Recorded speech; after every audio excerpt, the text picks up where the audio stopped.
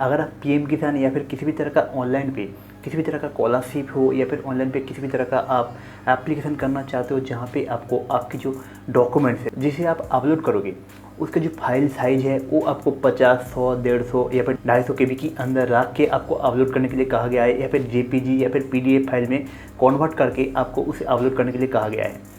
तो इन सब चीज़ों को आप बस कुछ ही क्लिक के अंदर अपने हाथ में जो मोबाइल फ़ोन है उसके थ्रू आप कैसे कर सकते हो 2-3 क्लिक के अंदर, वो सब कुछ मैं आपको इस वीडियो के अंदर पूरा डिटेल में दिखाऊंगा। तो चलिए, अगर आप भी किसी भी तरह का ऑनलाइन पे एप्लीकेशन करना चाहते हो या फिर स्कॉलरशिप के लिए अप्लाई करना चाहते हो तो अपनी डॉक्यूमेंट्स को किस तरह से रेडी कर सकते हो वो भी अपनी मोबाइल फ़ोन से, चलिए वो जानते हैं। तो सबसे पहले आपको जो करना है, आपको अपनी मोबाइल फ़ोन के अंदर एक एप्लीकेशन को डाउनलोड करना पड़ेगा जिसका नाम है DOC स्कैनर।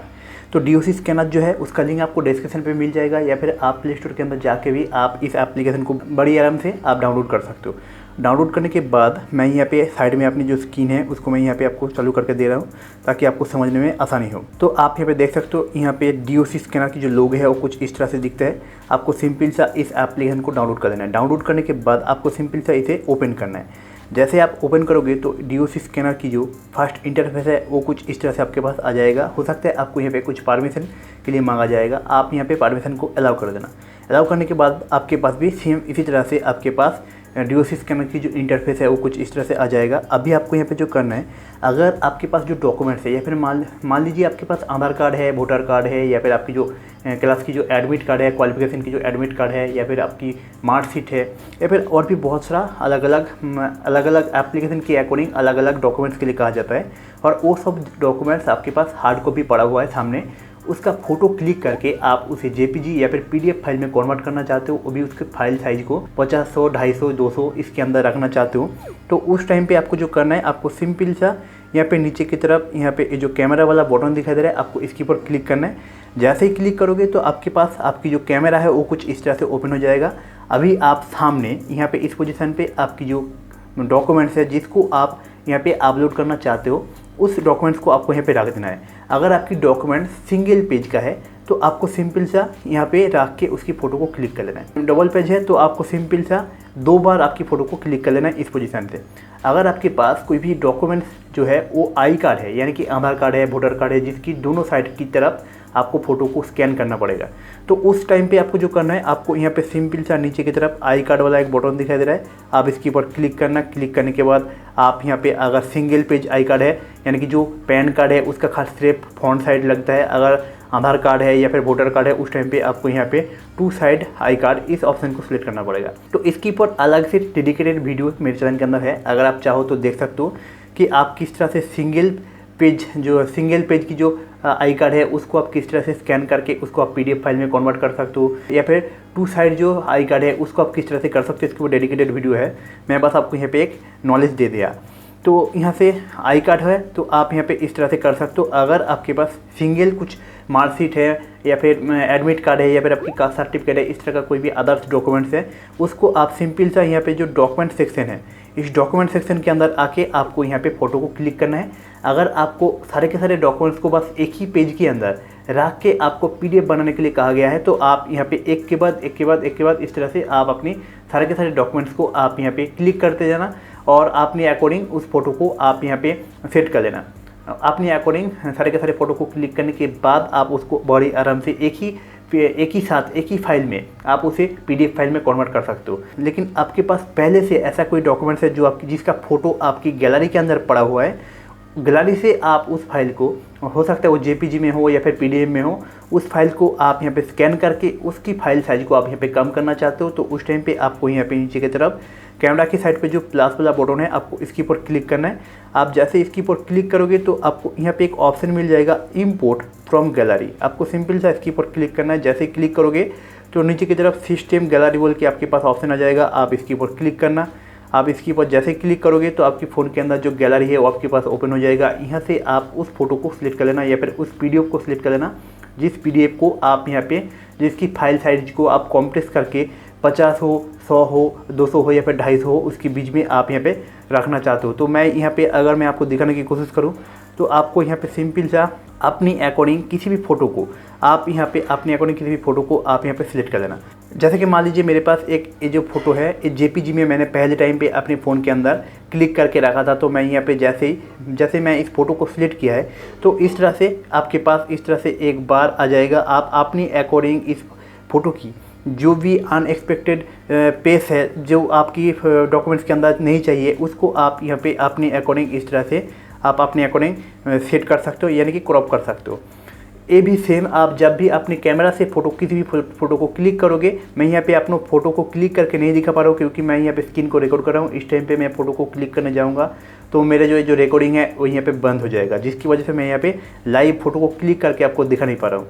तो आपको सिंपल सा जैसे ही आप कैमरा के ऊपर क्लिक करके किसी फ़ोटो को क्लिक करोगे तो आपके पास भी इसी तरह से एक बार आ जाएगा। आप अपनी अकॉर्डिंग अपनी फ़ोटो को जिस पोजीशन पे क्रॉप करना चाहते हो, क्रॉप करने के बाद नीचे की तरफ यहाँ पे एक छोटा सा एरो है, आपको इसके ऊपर क्लिक करना है। जैसे क्लिक करोगे तो आपकी जो फ़ोटो है वो ऑटोमेटिक क्रॉप होके एकदम से स्कैन करने के बाद जिस तरह से कोई भी डॉक्यूमेंट्स बनता है उस तरह से आपके पास आ जाएगा।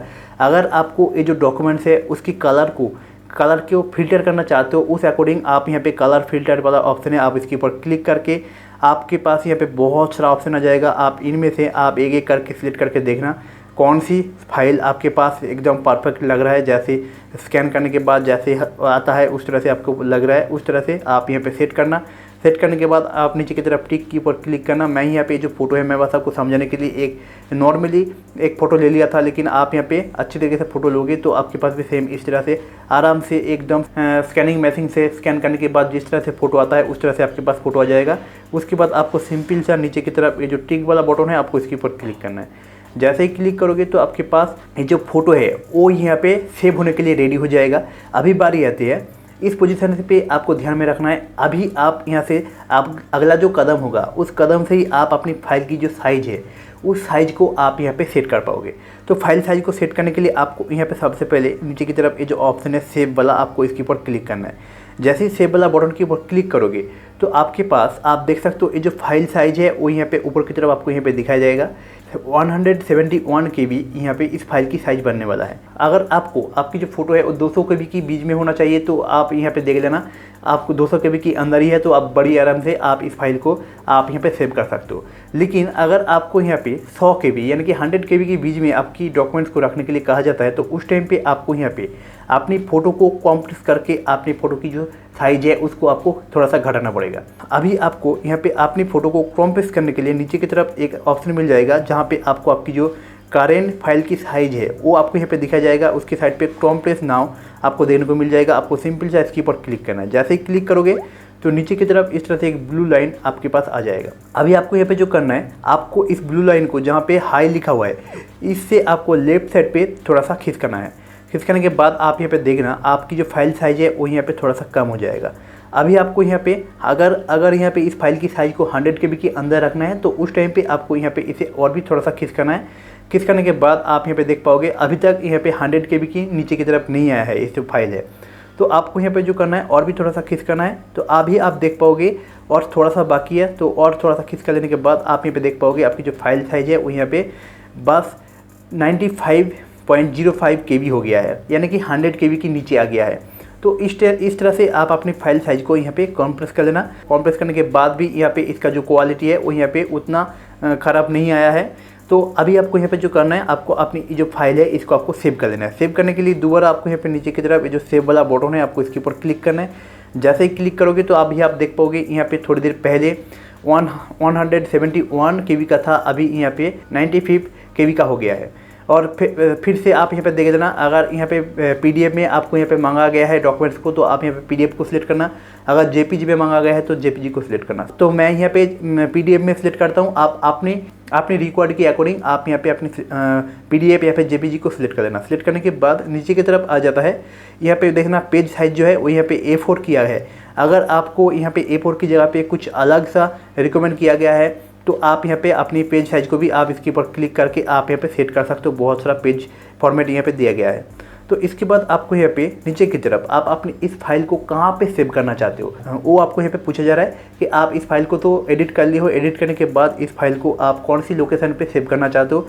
तो मैं यहाँ पे इंटरनल मेमोरी इसको सिलेक्ट कर लेता हूँ। आप अपने अकॉर्डिंग सिलेक्ट करना, सिलेक्ट करने के बाद आपके पास कुछ इस तरह से एक पेज आ जाएगा और नीचे की तरफ आपको एक सिलेक्ट वाला बटन मिल जाएगा। आपको इसके ऊपर क्लिक करना है। जैसे ही क्लिक करोगे तो देख पाओगे यहाँ पे सेविंग प्रोसेस शुरू हो चुका है और सेव होने के बाद ये जो फाइल है वो आपकी इंटरनल मेमोरी के अंदर कौन सी फाइल के अंदर सेव हुआ है वो आपको यहाँ पे पाथ बोल के यहाँ पे आपको देखने को मिल जाएगा। यानी कि एकदम इंटरनल स्टोरेज लिखा हुआ है। इसका मतलब है आप जैसे अपनी फ़ोन मेमोरी के अंदर जाओगे एकदम बाहर पे ही आपको अपनी ये जो फाइल है वो आपको PDF में आपको देखने को मिल जाएगा। जैसे कि आप देख सकते हो यहाँ पे PDF लिखा हुआ है तो PDF में मिल जाएगा। अगर आपने यहाँ पे JPG सेट किया है तो यहाँ पे JPG में आपकी फ़ोन के अंदर सेव हो जाएगा। तो इस तरह से आप बड़ी आराम से, चाहे आप ऑनलाइन पे किसी भी तरह का गवर्नमेंट स्कीम के अंदर अप्लाई करना चाहते हो या फिर आप किसी भी तरह का प्राइवेट किसी भी जगह पे आप अप्लाई करना चाहते हो जॉब के लिए हो या फिर किसी भी तरह का स्कॉलरशिप के लिए आप अप्लाई करना चाहते हो, वहाँ पे आपको अलग अलग डॉक्यूमेंट्स अपलोड करने के लिए कहा जाता है। वहाँ पे आप किस तरह से आप वहाँ पे बताया गया फाइल साइज या फिर फाइल फॉर्मेट के अंदर रख के आप अपने फ़ोटो को बस एक ही क्लिक के अंदर JPG से PDF से JPG या फिर आप फाइल की साइज़ के अकॉर्डिंग कंप्रेस करके आप उसे किस तरह से एडिट कर सकते हो, किस तरह से सेव कर सकते हो, पूरा प्रोसेस मैंने आपको इस वीडियो में बता दिया है।